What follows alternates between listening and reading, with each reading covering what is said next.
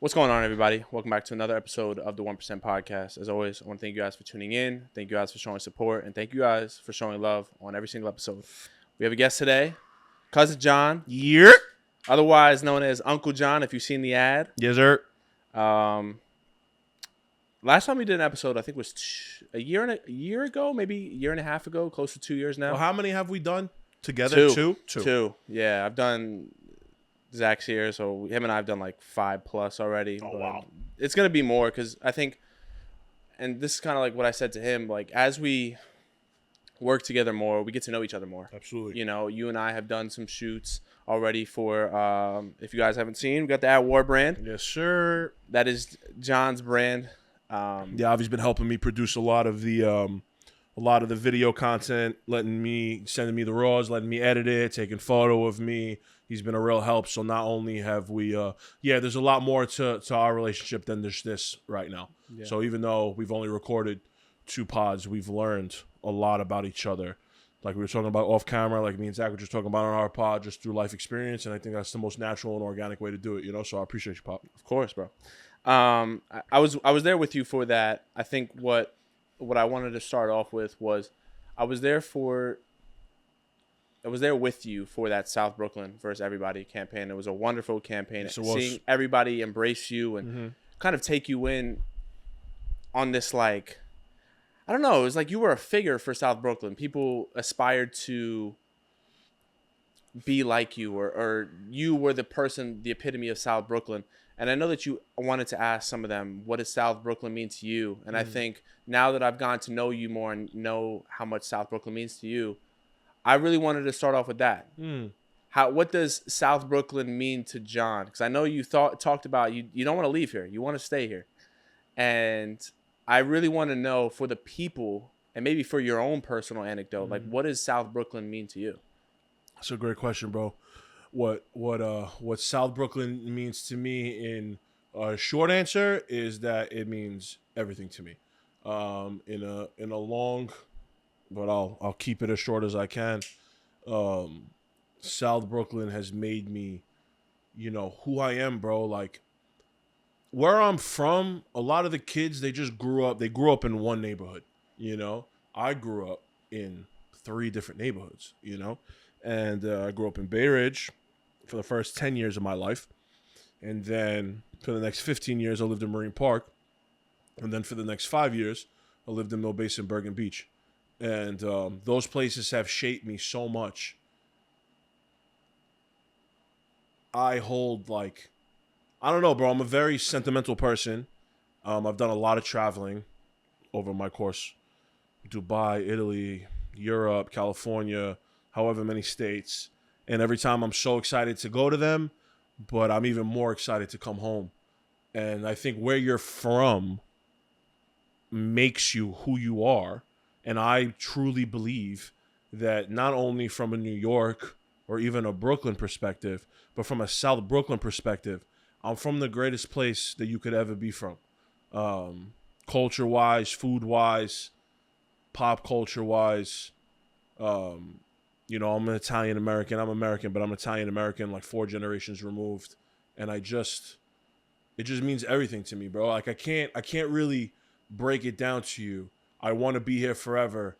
And it's something that I feel so strongly about. I feel so strongly about where I'm from. I feel so strongly about the people that live here.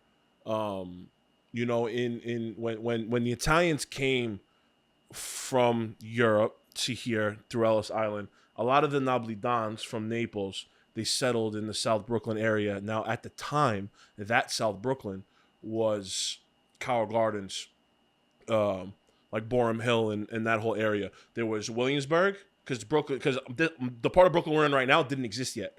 So it was just like this, and it was Williamsburg, and then it was South Brooklyn because it was south of Williamsburg. And that's where a lot of the Napolitans, they settled. So if you ever hear someone say mozzarella instead of mozzarella, or like calamari instead of calamari, like the dropping of that vowel is a Napolitan dialect. So like, I don't know, bro. Like whenever I hear somebody talk like that, I'm like, yo, that's my person. Because now it's gotten to the point where not only Italians do that, people from this side of Brooklyn do that. Russians and African American. Like everybody talks like that when they say specific things. And I don't know. I love it, bro.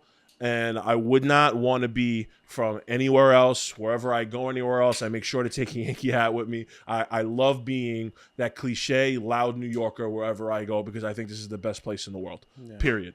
I love it here. I wouldn't want to be anywhere else. I hope to always have a property here to be able to come home and just be exactly that, just come home, you know? So I love it here, bro. I really do. And for the people that don't know where you grew up, you know, Bay Ridge, Marine Park is very different areas, right? Like it's different, but it's not. It's obviously Brooklyn, but it's like it's different in a sense where you see, I don't know, at least from my small time in Brooklyn, Bay Ridge is very. It's like village. Like it's kind of like village. You also have like a city state to it where like there's so many things around, and then you come to this side of Brooklyn. It's like things are farther apart from each other. You know, you need to take a bus. There you can probably take a train. Like it's so different. So you got so many different perspectives and seeing so many different things throughout the time that you've been in these different spaces that it's like you get that full Brooklyn experience. Oh, 100%. We have like the second biggest park in Brooklyn here, Marine Park.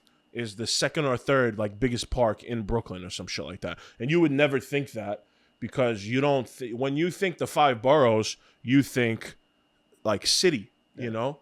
And this is like suburban city. You kind of like get the best of both worlds in a way. You know, it's still the city, but it's I tell people all the time like I grew up going to Catholic school. Right? That's private school. And when you hear that, you think like a rich goody two shoes. I didn't grow up rich, bro. I grew up, my father's a fucking construction worker. My mother worked for a construction company. Grew up extremely middle class, like lower to middle class. But I went to private school. And so did most of my friends. And I say that to say like, it wasn't all sunshine and rainbows in private school either. You know what I'm saying? Like, I know that sounds stupid. I know there's like high schools in the projects and shit like that where you had to walk through metal detectors and shit got real. But I'm just saying this like, I don't know. Brooklyn is just it's just a different place. You know what I'm saying? It's the best place in the world, bro. Truly. I truly believe that. And I think South Brooklyn specifically, you know, and I talk a lot about South Brooklyn. I hope that the people from like North Brooklyn don't get offended. I love that too, but I'm from here, right? And the thing is that Williamsburg and that whole area is just so close to Manhattan, and Manhattan is the gold mine of New York City. So everybody wants to be close to Manhattan. I fucking hate Manhattan, right? But everybody, like all the transplants, they came and they moved to Williamsburg to be closer to the city. Now, I say that to say is that for the most part, right, we don't have a lot of transplants here yet. So it's still, it's changing. Let's not get it twisted. The people that live here, they're going to watch this, they're going to comment and be like, nah, this shit is changing. And I know it's changing, but it's changing at a much less speed, believe it or not, than the rest of the other places have already changed. So like, I feel a duty to the best of my ability to keep this place together, right? I feel so strongly about keeping this community that my mother, that my father, that all my cousins, that all my aunts, that all my uncles, and last but not least, me, grew up in. And I don't know. I feel a duty to it, bro. You think that's what inspires you? Like, do you think that is what you have identified as your purpose, to keep South Brooklyn, South Brooklyn? Absolutely. I think that I always knew that I was a creative, right? I think it was hard for me, especially growing up, to figure out what my medium was going to be to get that out. And even as I started to realize that it was clothes, or even later in my life that I started to realize that it was also pod, I still felt a disconnect that I wasn't truly fulfilling everything that I wanted to, right? I always community was always so very important to me. Mental health was always so important to me, and how you present yourself. Whether it's, when I say fashion, I don't only mean clothes. For me personally, when I talk fashion, I'm talking about how you present yourself. You know, those were always so important to me. And being from New York, which is like, in my opinion, but almost a fact. It's not a fact, but it's almost a fact. The epicenter of the fucking world, right? A lot of people, they think that you have to get out of your little neighborhood and like go to Manhattan and make it big. And like I adopted that for so long in my head until I realized that everything I wanted was right in front of me in my neighborhood. Like I feel like where a lot of creatives, right, whatever type of creative that you are, It could be painter, it could be artist, it could be rapper, singer, podcaster, fashion designer, whatever the fuck. I think that we think too big sometimes, and we think like outside of our realm, which I think is important.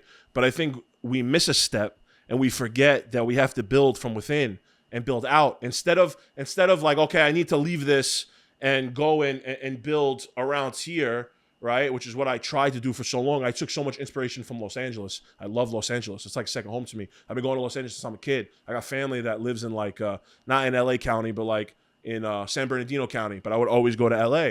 I would take my ex would take me, I would take her. We would go to LA all the time. San Diego, all of Southern California. I took so much inspiration from Fairfax. I took so much inspiration from these places and always said, I can't wait to move to LA. I can't wait to fucking have a store there. I can't wait to do this. And it was never, I can't wait to do all those things here, because it was just like, that's thinking small, when really, I want to bring South Brooklyn to the world.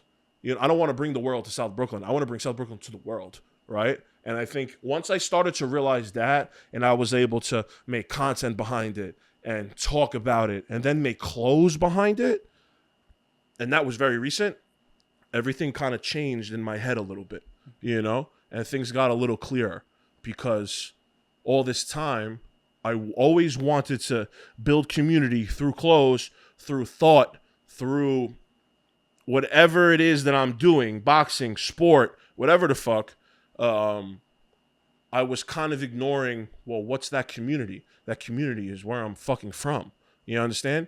And I wear it on my sleeve, bro. Yeah. You know, I wear it on my sleeve. It's so weird that we try to look outside of ourselves for this thing. Like I've always thought, and I've gone back and forth about, like, maybe, New York City is not the place for me. Mm-hmm. And I've always tried to justify that if I go this place or I put myself in this setting, that I'll feel a lot better about myself. And I think, Drake had that one bar where he talked about his son, and or he talked about where, we take pictures of where we're going, where we're from, but then we realize that the place that, I'm paraphrasing, but the song that I'm talking about, and what we realize is that the place that we're from, or the place that we live, is there all along. Mm-hmm. Like, I've heard for so long that if you can make it in New York, there's no other place that you can't make it in. 100%. Because of how many people live here, how many people are grinding, how many people are waking up at 5, 6 in the morning and going after it. Mm-hmm. And if you can beat that outlier of those people that are so focused and so motivated and so inspired to do their thing, mm-hmm. right? Like, where else could you make it? 100%. You can make it in the countryside where, maybe not many people are. And if you can build a big enough brand or network enough and create so many opportunities here, everywhere else is like cakewalk. And I've heard so many businessmen talk about that, where they move everywhere else. They're like, bro, I lived in New York City mm-hmm. for 5 months, a year, 5 years. Yep. And here is like, it's nothing compared to where I live. It's bittersweet because it's so fast paced here. Yeah. So that when you go somewhere slower paced, it's like your nervous system is like, all right, what the fuck is going on? I go to LA and I pull up to a stop. This might be like random and doesn't make any sense to people, especially if they've never been to like another place before. But I go to LA and they have like the always stop signs, and like I could pull up a little later than the next person, but that person like lets me go. And you're just like, nah, go. And the next person, oh, you go. And I'm like, oh. And it's like annoying how nice they are. It's like annoying how slow paced it is. It's annoying walking in to go get a bagel at 9 a.m. and like, hey, how are you? And I'm like, what the fuck you mean? How am I? You know what I'm saying? Because everybody in New York is just in their own little world. It's fast paced. It's busy. We all have the same 24 hours in a day, but those hours are fucking so quick. So everybody's just worried about their own shit. And when you go to other places and it slows down a little bit, it's a good change of pace, but I always can't wait to come back here. Yeah. You know what I'm saying? There's no place like this place, bro. And it's completely different from my perspective, because I grew up in a little bit of a suburban area, kind mm-hmm. of like, it's very like everything's a drive away, and I'm used to that lifestyle. And I'm trying to get used to this one where I find myself overstimulated at times because of how much is going on. Mm-hmm. And I'm such from a slow-paced area. And then I find myself sometimes not really finding peace, inner peace. And I've tried to cultivate that inner peace for myself and inner space for myself to kind of breathe a little bit or meditate and just kind of focus. Mm-hmm. And I've yet to find that switch, but I feel like this South Brooklyn is a place where you can find that. You can go on a walk 10, 20 minutes and there's no ambulances, there's mm-hmm. nothing happening mm-hmm. outside, and you're kind of just like, everything's woosah. You know, Mhm. you could just continue to keep walking. Mhm. And I think is you just have to find that space for you. For Like, I sure. know I couldn't go to Manhattan. No. I could not go to Manhattan. I couldn't go to downtown Brooklyn. I have to be in a slower pace area because that's where my comfort is, or that's Mhm. where my norm is. Oh, absolutely. And having to, you know, walk certain places or That's whatever. really good awareness, though. You Yeah. know, that's really Yeah. good awareness on you. So yeah, no, Yeah. this place is definitely the best of both worlds. You know, it still feels like New York in certain areas. We still have the major avenues. We still have the major landmarks. We still have a lot of everything. I think Brooklyn and Queens are the two best boroughs. Food, culture, people, music, whatever the fuck. You know what I mean? And that could be a bias thing. I don't really care. I think we're from the best place, and there's a reason why people come here. Yeah. You know what I mean? Mm-hmm. Something that I've, you know, I went to go. I think one thing that I'll probably regret is, as you know, I went to Fanatics Fest and I had the opportunity to talk to John Cena for a couple of seconds, and I wish I asked him a different question. And I think this has been something for me that I really want to ask a lot of people that I admire and that I respect. And I've never heard you talk about this publicly. I know that the upbringing for you was a little shaky, and it wasn't the best of situations at times. Mm-hmm. As you've gotten older, or maybe you can identify as you were younger, who is John Scafiddi's hero? Jesus. If you had to model yourself after somebody, or you'd be like, this is the person that I want to really obtain to be, who would that be?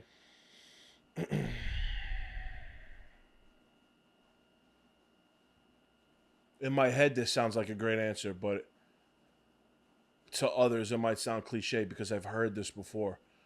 But two things. Number one, I don't see myself modeling myself on anybody, honestly. I've been around great men. Let's not get it twisted. My father is a great man, has his demons, and we've had our issues. But at the end of the day, he was a great man and he was a great father. He wasn't a good husband, but he was a great man and he was a great father. But I wouldn't want to model myself after him. I would take his good stuff, but his bad stuff I would like to leave. My Uncle Anthony, my godfather, not perfect, but also a good man. I've been around a lot of great women. But my answer to that question is me when I'm 50. You know? Because I could see it, bro. I could see it.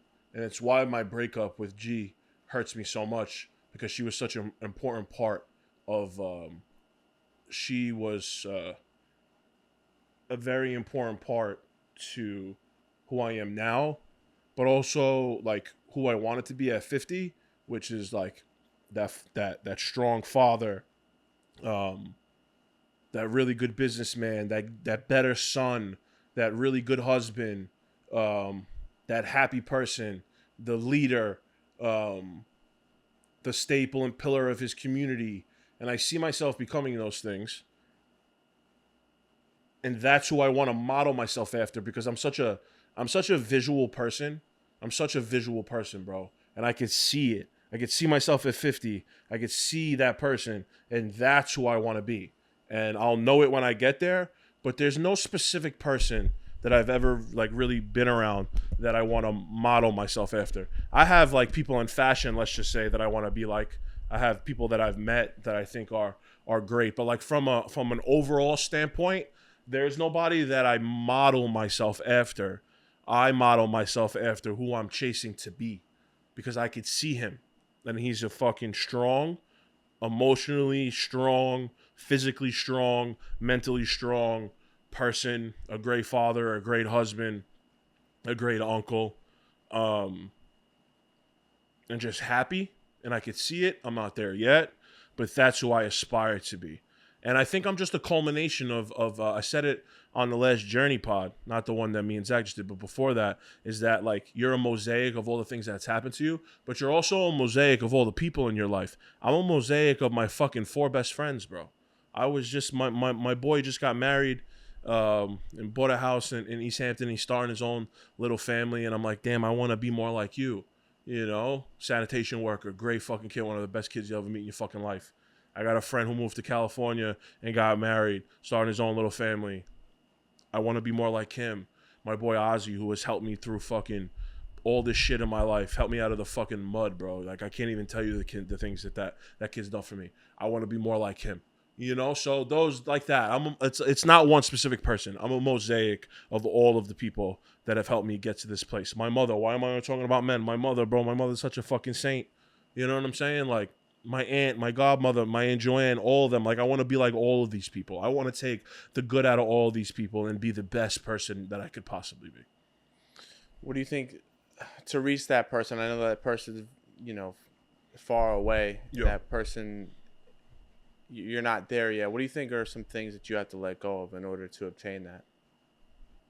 In order to get to that person that you seek and you see, what do you think are some things that you have to let go of? I gotta figure out a way to like forgive myself, because I made a lot of mistakes over the past 3 years that I definitely would have been way further down the line in where I want to be and who I want to be if I didn't make those mistakes. Now I say that to say is that you got to make mistakes. You got to make a wrong turn to know what the right turn is. I get it for sure. I get it, and I wouldn't go back and change a fucking thing because I know that what's supposed to be will be. But I definitely have to figure out a way to forgive myself because I still to this day, and it feels like it's been 7 months now, and I always talk about it, and I probably will never not talk about it. Honestly, it's how important she was. But I fucked up a lot, and I'm trying to figure out a way to forgive myself for it because I know that there's no way forward without that. I know that I could check off all the other boxes like I am. Working out with a trainer finally, meal prepping finally. So I'm starting to eat a little bit better. I'm starting to work out more again. I can't even sleep past 10 o'clock anymore. That might sound crazy to some people, but that, for me, that's early. It used to be the 1 o'clock waker upper and going to sleep at 5 a.m. Now I'm up at like 9 a.m. every day. That's early for me, bro. I'm way more dialed in on work. I'm way more dialed in on this. I'm way more dialed in on that war. I feel the most creative that I ever have. I feel good on all those things. And if I check off all those boxes, they're not all fully checked off yet, but I'm slowly but surely checking them off. If I can't figure out a way to check off the one box about forgiving myself, I'll never get to the place that I want to be. And that one's going to take the longest. So I'm still working on that. Yeah. Forgiving yourself in what way? Just messing it up? Yeah, I fumbled the best thing. I fumbled everything that I said that I wanted. That's the thing. I was the kid when, I don't know, bro. I was fucking 18 years old. And it was either I graduated high school. It was either be a fighter or be a construction worker. So I tell a story all the time, so I'll make it quick. But I went to college for a year. I dropped out. My parents let me go train to fight. I blew my knee out again. I was never the same. I met a girl. We were together for 2.5 years. She broke my heart. She didn't follow my. She didn't believe in my dreams. Whatever. I prayed to God when I was fucking 22 years old, and what I prayed for, I got. Right, and be careful what you wish for, because if you're not ready to receive it, then you're going to fuck it up. And you might have got it a little bit too early, right? And the signs were there, bro. She was everything that I ever wanted. Not everything that I thought that I wanted, right? Not everything that I thought that I wanted, but it was everything that I wanted. I wanted a girl that knew me from the jump. I wanted a girl from the neighborhood. I wanted an Italian girl. I wanted a girl that didn't need me for anything, but that wanted me. I wanted a girl that was sound mentally. I wanted a girl that was sound politically. I wanted a girl that was strong. She checked off every box, and obviously beautiful, nice, caring. I could be silly with her, which is so important to me. I'm thinking about that more often lately, being single, how I can't be goofy in myself with a lot of these girls. Yeah, fumbling that. That's something that I got to figure out how to. I saw Shia LaBeouf talk about this on John Bernthal app that he did so long ago. And he was like, all the times that he fucked up, there was always a little bit of wiggle room left. In his instance, he was like, I could fuck up here, but there was always a Brad Pitt calling me for another movie. There was always something for me to go and do, right? With G, every time I fucked up, I still had like a little bit of wiggle room with her. She never went anywhere, right? And when she finally did, was when I that's really like I thought that I was in rock bottom for 2 years. No, I wasn't. Wasn't really in rock bottom, bro, until she left because I had no more wiggle room. I was completely bare. I had nothing. She was the only thing. When I didn't have $1 and I know how to pay my rent, I didn't even need to ask. She would help me. You know what I mean? If I couldn't pay for dinner, regardless, throughout the 8 years of our relationship, if I couldn't pay for dinner, she had no problem paying for it. If I couldn't pay my phone bill, she had no problem paying for it. She was everything, bro. You know? So that, bro, that figuring out a way to forgive myself for that so that I could get to the point where I don't feel guilty about being with someone else. You know what I mean? Because I spoke about this a bunch of pods ago, but I still feel like it.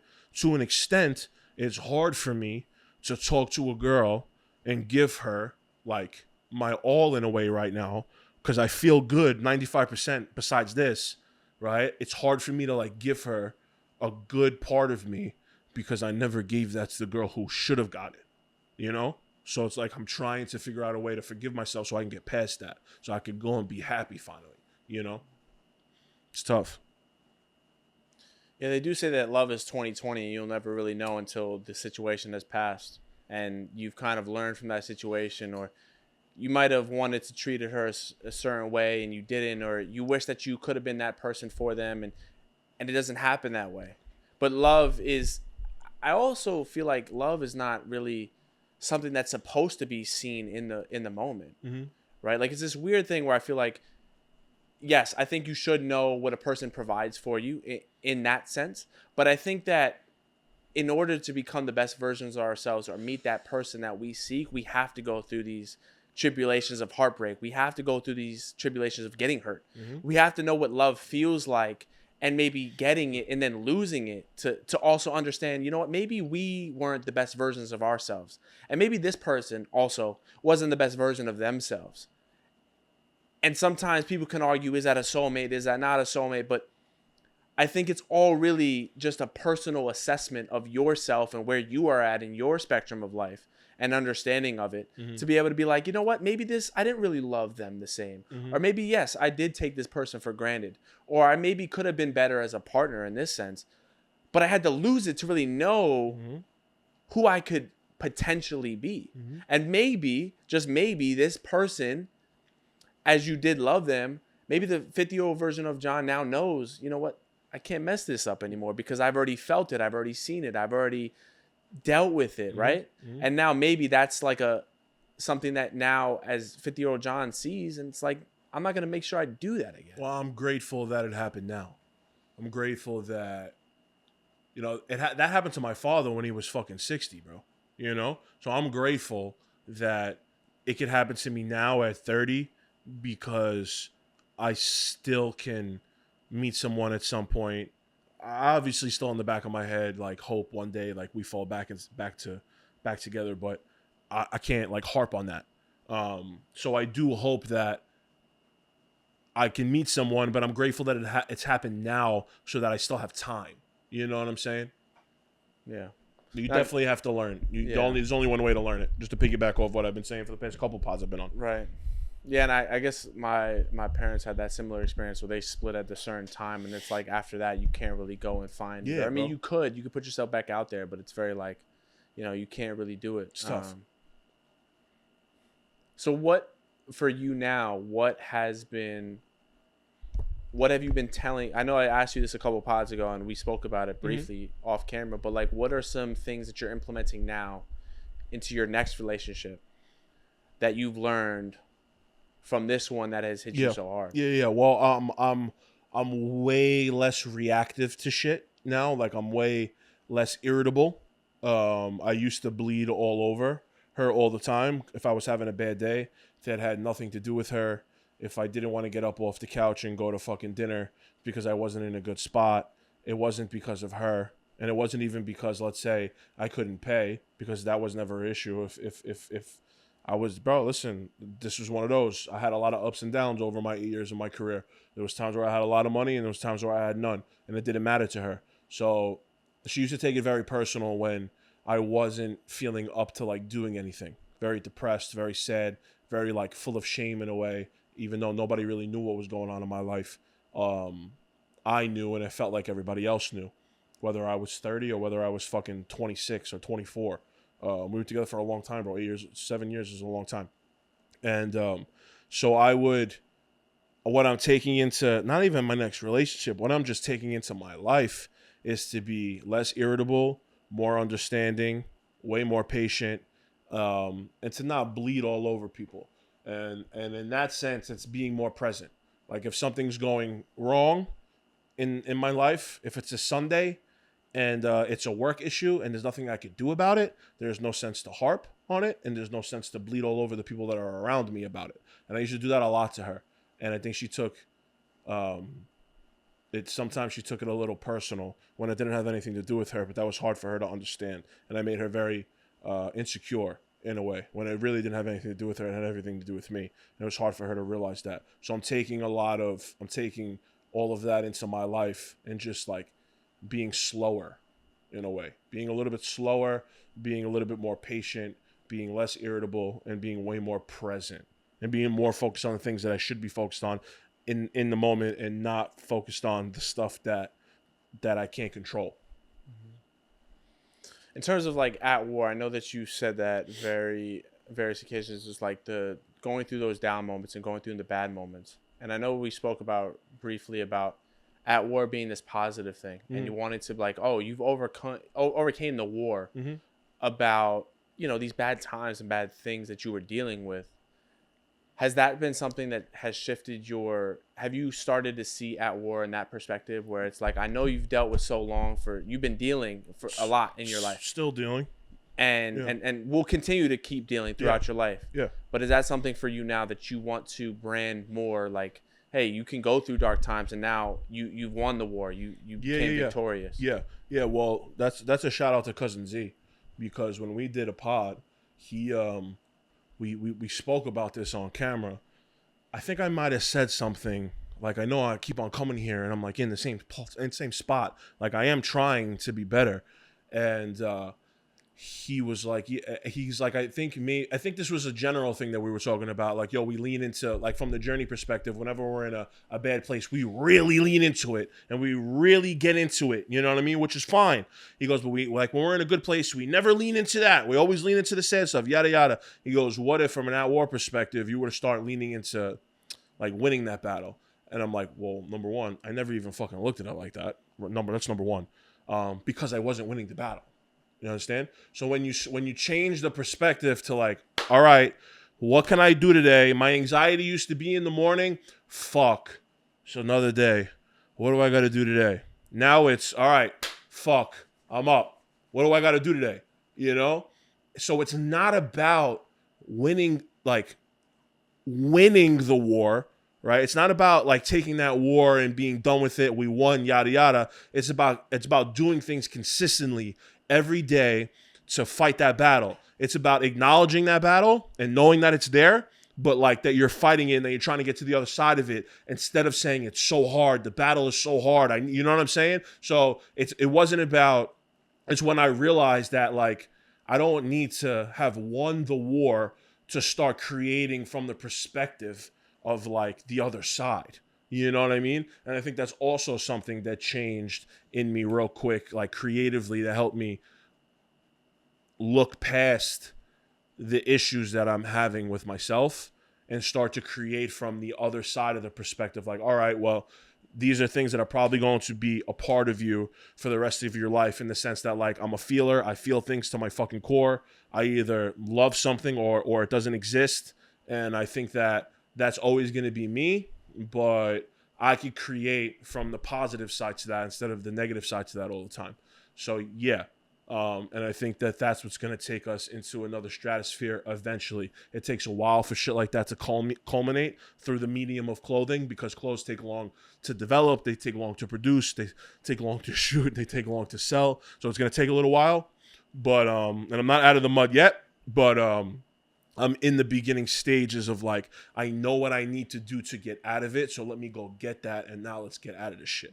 That's the other perspective of that war. You know what I'm saying? Yeah. And it's so easy to just like when you've been dealing or you've been going through it, it's like so easy to take our mindset out of that one space. Yeah, of of like course. how many good things are happening in my life. Yeah, and yeah. it's like when you focus on how many red pieces of clothing you could find, you're going to sure find the red pieces of clothing. For sure. It's like one of the famous quotes that Wayne Dyer has always said, when you change the way you look at things, the things you look at begin to change. So it's like, yeah, I'm waking up. How many things do I have going for me today? Mm-hmm. Or it's like, yeah, this person broke up with me, or this business or this thing is not going my way, or life is not going my way. Mm-hmm. How many things are going right? And you're quick to find that so many things that you are now grateful for, so many things that are currently being in place for you. It's like now you have the opportunity to look at it that way. And now that you know that you see these things, oh, well, maybe my life's not really that bad. Or maybe things aren't really going as bad as you thought. Yeah. It's just your perception in your mind is really playing tricks on you in that way, where you can really believe that your life is really bad. Yeah. And I've been a victim to that, where I think my life is terrible. You know, I'm not making money, all these things. But it's like, oh, but I'm creating really dope things with people that I really love and people I really care about. My parents are still healthy. My friends are still healthy. The things that I'm building are becoming better because I'm now around people that are creating better things than me. And I'm getting all these things and all these downloads now. It's like, yeah, no, bro, your life's not bad at all. 100%. You're a 25-year-old kid. You're young. You're getting all these experiences. And now it's like, oh, well, now I can apply that, you know, maybe in a couple years, or maybe I can get all of these things from my life in a different sense where, oh yeah, I'm doing really good for where I'm at. 100%. And I'm glad you're starting to look at it like that, because there's a lot of kids that are young, that are 25, that think, I was one of them, that thinks that their life is coming to an end, when really this shit ain't even fucking started yet. You know what I'm saying? But it's social media in a sense. Of course. Bro, we no, all it is. look It's at all everything. social media. Yeah. It's all, because we're all looking at everybody's highlight reel instead of looking at what's really going on in their day-to-day. You know, nobody is posting their losses. Nobody is, and why would they, honestly? No, it's a fucking, it's a highlight reel, bro. Everybody's in Europe, and everybody's fucking, bro. The south of France used to be this fucking like super wealthy place. Now I see motherfuckers that it's crazy. It's some crazy shit. But that's besides the point. I'm glad that you're looking at it from that perspective. Yeah. It's important. It's important. Something I thought about the other day. I was, on the train to. I was on the train to Zach, and I think one thing that I really was thinking about truly is, what would I categorize this part of my life? Like, what would I place this chapter or this title of my life? And I guess the last time we spoke, you just turned 30, I think, or you were getting ready to turn 30. And my question to you is, what would you call this title of your life? Like, what would you call this page? Faith. Because I've been doing what I do for a living since I'm 20 years old. And I've been doing it full time since I'm 26. And there were so many fucking moments, bro. There were so many fucking moments where I felt like this shit is never going to go do anything, you know? And there were so many moments where I felt like I needed to pivot, and I felt like I needed to go sell real estate, go fucking get another restaurant job.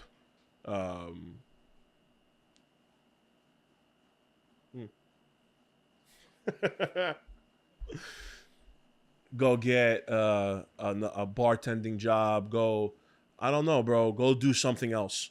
And then it's funny. The pod came about, right? I came across the journey. And I had always wanted to. I always said, bro, this is almost verbatim. The people that get paid to talk for a living have the best job in the world. I would do it every day. I used to watch ESPN and tell my friends when we were 15 years old that. I used to tell people this shit all the fucking time. Me and my boys used to smoke weed and sit in my car and debate topics for 3 hours. And I said, imagine we had a podcast called The Potcast where we smoked and we talked shit. And then Mike Tyson took it hotboxing and turned it into a thing. And that's when I knew I was on the right path, because someone took an idea that I had and didn't even know that I had that idea. And I started to see my faith start to culminate right in front of me, right? Because I used to talk about that shit all the time, and then just so happened to be that I found the journey on TikTok and yada yada, and then I was 29 and I was 30, and At War was in a really tough place, bro. I tried to scale too quick. I bit off way more than I could chew, and there were so many times where I thought this shit is done. Again, at 30 years old, after spending a decade on the shit. You know what I'm saying? And I'm in a space right now at 31 years old where I'm glad that I kept it pushing. I'm glad that I kept it going. And I'm nowhere near where I want to be, but I'm glad I kept that faith. Because you know what I do for a living, bro? I'm fucking me, bro. I'm me, bro. I'm a creative, bro. I'm a feeler. I feel everything, and I'm a fucking creative. And I always had faith in that. I always had faith that my perspective was important. I always had faith that my perspective was different. I always had faith that if I said I like something and someone looked at me crazy, well, I never second guessed it. Even if 99 people in a room said something was whack and I was the only one that loved it, I never second guessed my taste, you know? And I could at the end of the day, the more I look back on it, the more is that I had faith, bro. I had faith. And I'm nowhere near where I want to be. Literally nowhere near, bro. I'm in an apartment that I rent. You know, at 31 years old. I used to think that I'd be married and own a house and kids and shit like that right now. I used to think I'd be in a way different place. So I don't say that to say that I'm where I want to be, but I say that to say that I'm on my way there. And I had faith that I would get to this point. So I'm going to keep it pushing. So all my 30s are just going to be leaning into my faith and knowing that I know when people hear faith, they think a lot about God, and I've leaned so much into my Roman Catholicism and my Christianity over the past 6 months, I want to say. But I don't only mean it like that. I mean it that I have faith in myself, you know? What was the moment like when you wanted to? Obviously, I could probably imagine there was probably a lot that came to mind where you wanted to give up. What was that moment like? If I would have been able to sit right there on that couch with you, and I'm sitting here, your chair is right here. Well, what does that look like? There was a moment. It's a cultivation of a lot of things. It was never one moment where something specific happened and I was like, "Fuck, this is over." But it was a culmination of a lot of things. And I would be sitting right there in that seat that's right next to you in that recliner, smoking a joint. Open up my laptop. I opened up Canva, and I wrote a goodbye note to everybody from At War. And I said, it was me. I still have it somewhere. That I'm taking a step away. I don't know what the future looks like. Expect something from me, but I don't know what. And I'm definitely taking away from making clothes. And it was an insecurity thing because, see, the thing is when you're in a creative field and you have confidence, it's the best. Because you're just like, yeah, I'm going to make this, and this, and I feel so good about it. So that means that me personally, like, I have a hand in the designs. I have a hand in the way the content is shot, the way the content is produced. I have a hand in all that shit. So you're creating from such a confident place. But I say that to say is that the moment you get knocked off your creative pedestal and you become insecure creatively, it's very hard to become secure again and confident in the shit. Once one collection flops, all right. When a second or third or fourth one flops, it's so hard to get back onto this shit. So there was never like one moment where I was like, oh my God, I can't believe that this shit flopped or this shit didn't do good. So I think that I have to stop doing this. It was a culmination of moments. It was a culmination of walking up to a negative bank account because I forgot a bill was due and that shit just got pulled automatically. Minus 5K here. Could you imagine? Could you imagine waking up to a fucking bank account minus 3K, minus 5K? Your rent is due in 3 days, so that means you got to make $7,500 in two. Like, there were so many moments where I was like, yo, how much longer can I hold my breath? The Gary V shit, who you sent me, the Cousins, he sent me something the other day about that Gary V said, and I'm paraphrasing heavily. I don't remember exactly what it was, but it was like, how do you get to you want to be? And Gary Vee was like, well, how long could you hold your breath? Basically. You know what I'm saying? And I said to myself, I said, how fucking long? Bro, I vividly remember calling my mom, hey, can I come over? I never do that because I never want to put my issues onto her. I was like, hey, Ma, can I come over? She lives fucking 5 blocks away. She's like, yeah, sure. I vividly remember my mother letting me sit on that couch and just cry for an hour about how, yo, I think this shit is done. I've been doing this shit for 10 years. I think this shit is done, right? And I'm thankful that and mind you, I was going through the fucking worst breakup that I ever gone through in my life. So could you imagine? Bro, it was just a culmination of all these things. And what that moment looks like is a lot of fucking crying, a lot of not leaving the house for days, a lot of not answering the phone unless it was necessary, a lot of fucking just complete isolation. The 4 best friends I always talk about, half of them probably don't even know about this part, you know? So it doesn't look like one specific thing, but it looks like me smoking and crying and trying to fucking, and talking to God, bro. And yelling, not even talking to God, like yelling at him. Like, what the fuck did I do to deserve this? Like, on some self-pity shit. And the moment that I started to talk to him instead of yelling at him, and the moment that I started to ask him instead of demand him was the moment that, like, shit really started to, like, change for me. The moment that I stopped praying, hey, could you give me this? And started to saying, hey, can you put me in a position to see it? And then could you give me the fucking energy and the motivation to go get it?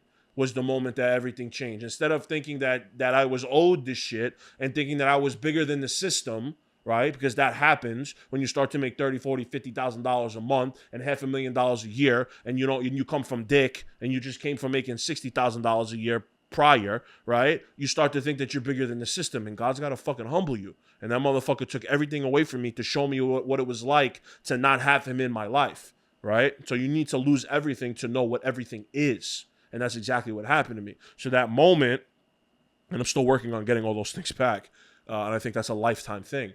But that moment is a self-isolation, bro. Sounds like a rebirth in a sense. Absolutely. Sounds like a rebirth, a new evolution of John that we haven't seen. Damn, I can't even imagine that, because I felt that, just creatively, and I never, I didn't meet you at the point where I kind of like blew up on TikTok, but I think I relate to that a lot. Yeah. Where I'm second guessing posts, or like, I remember asking Zach the other day, like, hey, is this cool to post? And like, I still deal with that. And I know, like, I feel and understand what you're saying about, can I still do this thing? Right. Cause you see, you know what you did attain, and now you know what you are currently at, and you're like, damn, do I even still got it? And that's something I struggle with, is like, I ask myself, can I still do this thing? Like, if I have the tools and knowledge of whatever it is, of what I've gained, or the knowledge that I have, it's like, when you see certain heights or you've attained certain things, you start to question, like, and once that drops completely, you're kind of like, can I still do it? Am I still able to get back to that level? And then it's, once that's taken from you, kind of similarly to what you talked about earlier, like when you ask for certain things, when I ask God, I want to inspire so many people and motivate so many people. He gave me that. But I got into relationships and I lost myself throughout that process, and I stopped doing the things, becoming, cliche as it is, 1% better every day, of becoming that person that I wanted to become and doing the things that I wanted to do. And then all of a sudden he takes that away from me. And now it's like, wow, now I'm having an identity crisis. Now what? Now what? Yeah. I don't know who I am anymore. Yeah, exactly. Everything I'm putting out, I'm overthinking it. And I don't really know if my message is hitting the same anymore. But it's like, now that thing is stripped from me. Now, can you do it again? Can you now rise from that occasion of what you've already witnessed and those experiences that you've accumulated, and can you do it again, or can you be reborn from this? I have a very similar mindset, in the way that, when I first dropped, I'm known at war is known for the shorts, right? So when 2019 August came around, I dropped my first pair of shorts. It was only like 40 pieces or some shit, and they sold at the time what would have been relatively quick for the time, maybe like a week or some shit like that. And I was like, oh shit, dope. And I had every intention on dropping 2 colors the following spring, and then COVID hit, so we didn't wind up dropping those 2 colors until the summer, and they sold. And then we just kept on doing that, 2021, 2022, 2023, all the way up until now, just different variations, right? But there was a moment where, like last year, like the last 18 months, where we noticed, like, the amount of product that we had sold from 2020 to 2022 or 23 from like a shorts perspective, and then if you compared it to like 2023 to 2024, those 2 years, it wasn't the same. And I start to think, well, wow, was my home run item just a home run item because everybody had money, because COVID was just pumping money out, because everyone just had the money to spend? Like, am I not even good at this shit? Like, what the fuck am I gonna do? I just base my whole future off this brand, and this brand is not only shorts, but it's like 40% of it. So like, now what? You know? So that's just to play off that. And the only thing that I could say to that is that you aren't just one thing. We aren't just one thing, and we're everything that we do. So you can't sit there and question shit when you're confident in yourself. So you got to figure out, I'm still working on it now. You just got to figure out how you're going to get to a place where you're so confident in what you do, and so you feel so validated in what you do that you're not second guessing posting anything, because you already know it's a hit. Even if it doesn't get the views that you think that it should get, it doesn't matter. I like the clip, or I like the episode, or I like the clothing, or I like the item, or the design, or the content, or whatever the fuck it is. I'm not even thinking twice about it. I don't need to ask nobody about it. I'm posting that shit because I like it. And if it hits, it hits. And if it doesn't, it doesn't. And then that starts to beg the question, well, where do we get our validation from? We get our validation externally, unfortunately, because of what we do for a living. It is what it is, right? We need to get it from within, but we also need to get it from others. So those are the questions that I would ask myself when I start to question, should I post this? And what if it doesn't do good? You know, is this worth it to post? And what if this post doesn't change my life? Well, 99.9% of them ain't. One of them is going to hit, and the one that hits is never the one you think it's going to be. So just fucking press post, bro. You know? Yeah. I think it's even worse. Like, it's even worse when you... I think it's worse when... It's similar to that quote that Zach has said, you know, like his most famous clip. I think it's worse when you don't feel like... When it's not even like... I think it's difficult when other people see what you got, and then what you don't see what you got. Mm-hmm. It's easier to fall into line when, you know, we believe other people. Like, I believe in people more than they believe in themselves. But I can't do that for myself. I can't give that same belief and confidence that I have in other people towards myself. And it's weird when you hear other people, and the guests that I've had on, it's like, yo, you have a really great thing here, but I can't drill that into my brain. I can't be like, let me take that message, let me put it in my brain and be like, bro, you have something. Because you're too close to it. That's the thing. Yeah. I guess maybe I am too close to it. No, but that's just anybody, though. Yeah. Anybody that creates something, anybody that does anything, we're too close to it. That's why it's important to have people around us to implement that message that you're talking about, to make us see it from that perspective. Because we're perfectionists, because this is an extension of who we are, so we want it to be the best of our ability, right? So we're so close to it that sometimes it's not only... Sometimes when you're too close to some shit, it's hard to see the good in it. Sometimes when you're too close to some shit, it's hard to see the bad in it. So it's like both. You need that outside perspective, and that's why it's so important to keep the right people around you. I don't think that shit is ever gonna go away. It's hard to see some shit from a bird's eye view when you're the subject. You know what I'm saying? And you're also producing and creating it. When you're producing and creating something that you're also the subject of, it's very difficult. That's why I tell people all the time, to the people that aren't in this industry or aren't in the content creating industry or in the industry of shooting campaigns for fashion or whatever the fuck, their heads would probably spin when they realize how many people are on that call sheet for a real deal fucking like photo shoot, let's just say, or real deal like short film. You got directors of photography. You got the director. You got a creative director. You got the motherfucker who ran the script. You got the subjects. You got the stylist. The best way that I could put it is that if you're a designer and you're on set, you're most likely not styling the clothes that you designed because you've been seeing them probably over the past 6 fucking months, right? And you have a vision in your head for that pair of jeans or that pair of socks or whatever the fuck, that it's very cookie cutter to you because you created it. You need a stylist to come in and like see it from a different perspective. This is the first time that stylist is seeing those clothes, right? So they have a completely clean slate perspective on what's going on here, right? It's this not might not make sense to some people, but I've said this in conversation with so many people, especially you, and you're like, oh wow, that's good. It's like when you make coffee at home, it never tastes as good as when you go to a cafe or Dunkin' Donuts and get the coffee. The food never tastes as good when you cook it than as if you went and sat down in a restaurant and ordered some shit, right? Because you're not seeing it and you're not smelling it while you're cooking it. You're asking for something, it's coming, you're eating it. The only sense that you're getting is taste. Whereas if you go and cook it yourself, you got 3 senses. You got the sight, you got taste, and you got smell, you got touch, you got all this shit. You're too close to it. How could you enjoy it? You might be fucking sick of it. You know what I'm saying? Like, the peanut butter and jelly never tastes fucking good. It tastes good if I make it, but it tastes much better when my mother does. We probably use the same fucking consistency. You know what I'm saying? It's like, the one that I really love is music. It's like if I'm in the car and I'm picking the song, of course it hits. But if I give the aux to somebody and they play a song and I don't know that shit is coming and I love that shit it hits. It hits so different because you're one step away from it. So it hits different. I think you can apply that to everything, bro. That's why I don't think the main actor of the movie should not also be the director.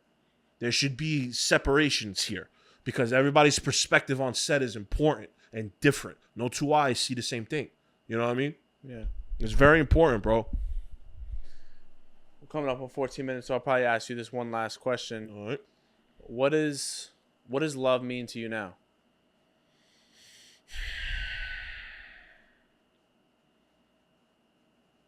It means more to me than it ever has. Because I learned way more about it by losing it than when I had it, unfortunately. And